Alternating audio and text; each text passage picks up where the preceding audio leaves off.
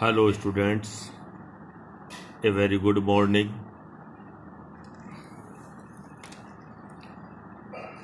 आज अपन 11th class के syllabus में एक चैप्टर है, देयर से chapter which name is accounting equation, जिसको हिंदी में लेखांकन समीकरण कहते हैं। क्या कहते हैं? लेखांकन समीकरण कहते हैं।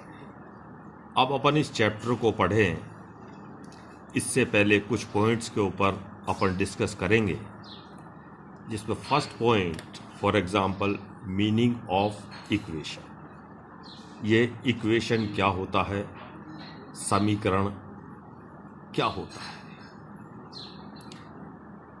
यदि अपन सिंपल भाषा में बात करें तो जब कुछ वैल्यूज़ को, कुछ नंबर्स को, संख्याओं को इस तरह से एक्सप्रेस किया जाए कि लेफ्ट हैंड साइड और राइट हैंड साइड दोनों तरफ की वैल्यूज़ इक्वल रहें, तो इसे इक्वेशन कहते हैं। We can say when the some values are expressed in such a way that the value of left hand side, for example a plus b whole square, will be equal to a square plus 2ab plus b square. It's a algebraic equation. In this equation, the value of a plus b whole square will be a square plus 2ab plus b square always, or we can say the value of a square plus 2ab plus b square will be always equal to a plus b square. कुछ भी हो जाए, दोनों तरफ की values हमेशा बराबर रहेगी। अब अपन एक दूसरा एग्जांपल लेते हैं। For example 10 is equal to 2 plus 5 plus 3। It's an arithmetic equation, अंकगणित का समीकरण है। इसके अंदर लेफ्ट हैंड साइड की वैल्यू 10 है, 10 है, तो but natural right hand side की वैल्यू का यदि अपन टोटल लगाएंगे तो ये भी इक्वल टू 10 होगा। आपको ये समझ में आ गया होगा कि इक्वेशन किसे कहते हैं। अब अपन वीडियो को ज़्यादा लंबा नहीं करके meaning of accounting equation, meaning of accounting equation, ये अकाउंटिंग इक्वेशन क्या होता है। First of all, this equation is related to the accounts, related to accounting. ये इक्वेशन अकाउंट से रिलेटेड है। What's the accounting equation? Accounting equation means the total of assets, the total of assets will be always equal to the total of liabilities plus capital, plus capital। कहने का मतलब है कि किसी बिजनेस के अंदर यदि एसेट्स जैसे 10 लाख रुपए की है तो लायबिलिटीज और कैपिटल दोनों को मिला के इसका टोटल 10 लाख होगा, 10 lakhs होगा। We can express this accounting equation: A stands for assets, L stands for liabilities, and C stands for capital. Means assets is equal to liabilities plus capital. Or I can say, if we are to ascertain the value of liabilities, यदि हमको liabilities की value calculate करनी है तो formula होगा liabilities is equal to assets minus capital, or to ascertain the value of capital, we will have to apply this formula assets minus liabilities. यदि assets के total में से लाइबिलिटीज का टोटल लेस कर देंगे तो हमारे पास में किसकी वैल्यू आ जाएगी?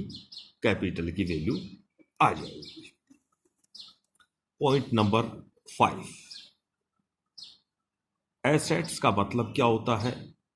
First of all, what's the meaning of assets, जिसको हिंदी के अंदर संपत्ति बोलते हैं. संपत्ति क्या होती है? एसेट्स क्या होती है? किसी भी बिजनेस को स्टार्ट करने के लिए कुछ एसेट्स की जरूरत होती है, कुछ संपत्तियों की जरूरत होती है.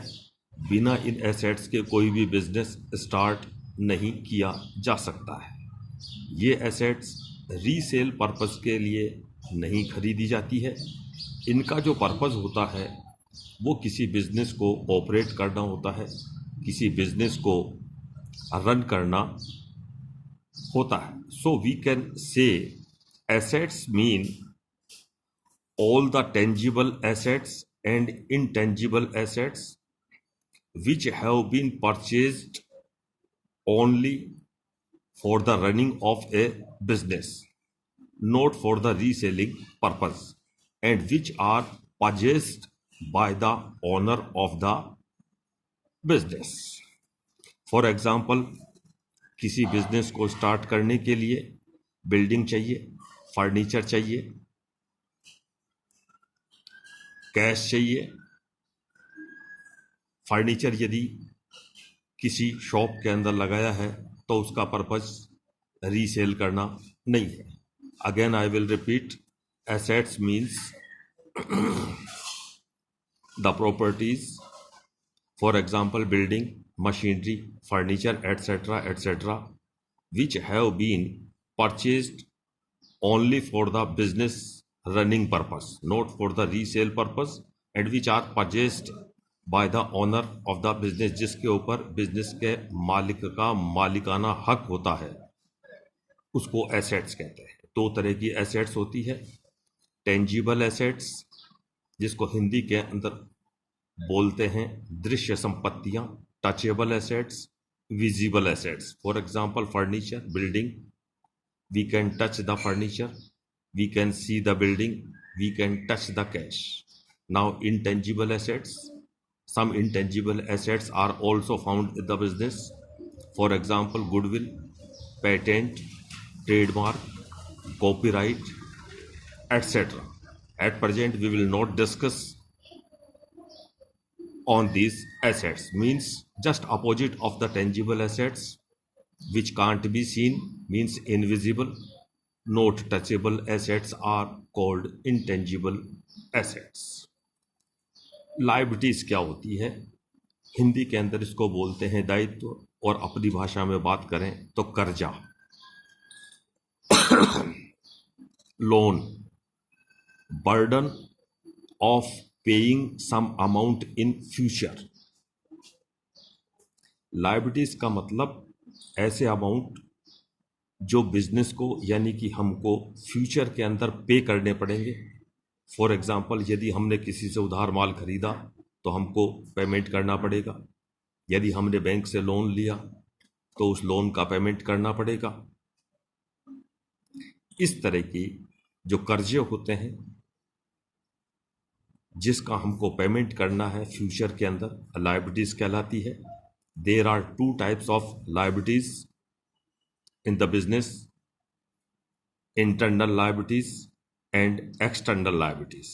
Internal liability means, for example, capital. Capital is introduced by the owner of the business, and as per the separate entity concept of the accounting, business and owner of the business both are treated separately. Both are separate things.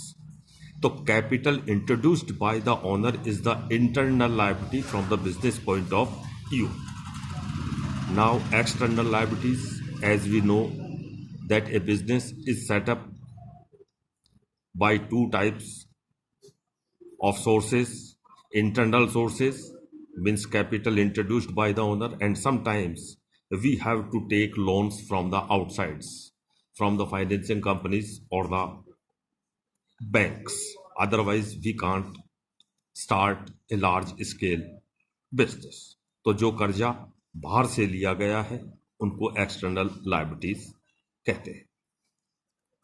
Now capital, what's the meaning of capital? किसी भी business को start करने के लिए starting के अंदर जो cash लगाया जाता है, जो माल यानी गुड्स लगाया जाता है, और जो एसेट्स इन्वेस्ट की जाती है उसको कैपिटल कहते हैं. Capital means cash plus goods plus assets which have been invested by the owner of the business is called capital. There are three main items in the accounting equation, or I can say the Brahma, Vishnu, Mahesh of this chapter are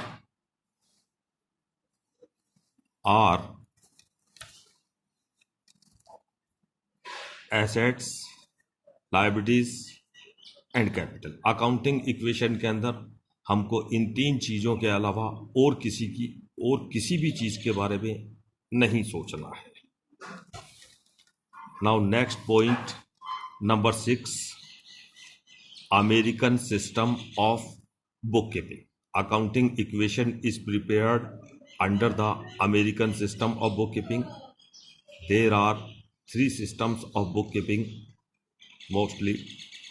First one is Indian system of bookkeeping, one of the oldest system of bookkeeping.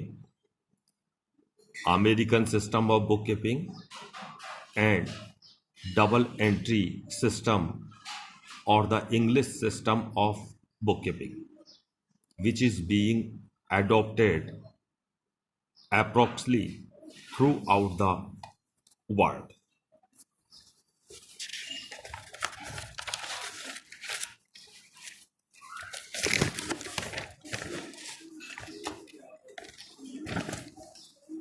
तो इस तरह से accounting equation क्या होता है मैं थोड़ा repeat कर दूं.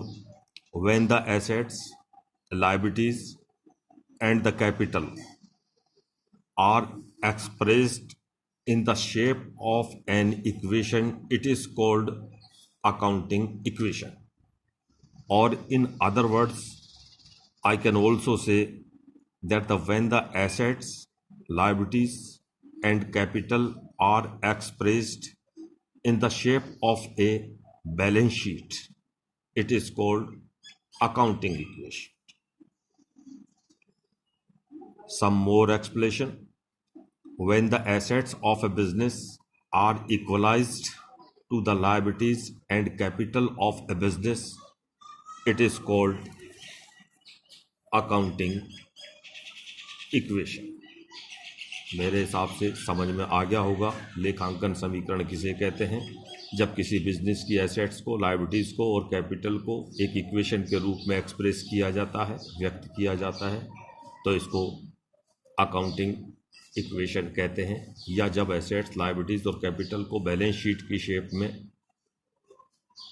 एलोकेट करते हैं, एक्सप्रेस करते हैं, तो उसको अकाउंटिंग इक्वेशन कहते हैं. नेक्स्ट वीडियो के अंदर अपन जो चर्चा करेंगे type of accounts, accounting equation के हिसाब से कितने तरह के अकाउंट्स होते हैं, उनके अकाउंटिंग रूल्स क्या होते हैं, ये सब चीज़ अपन डिस्कस करेंगे. घर पे रहें, सुरक्षित रहें, खुश रहें.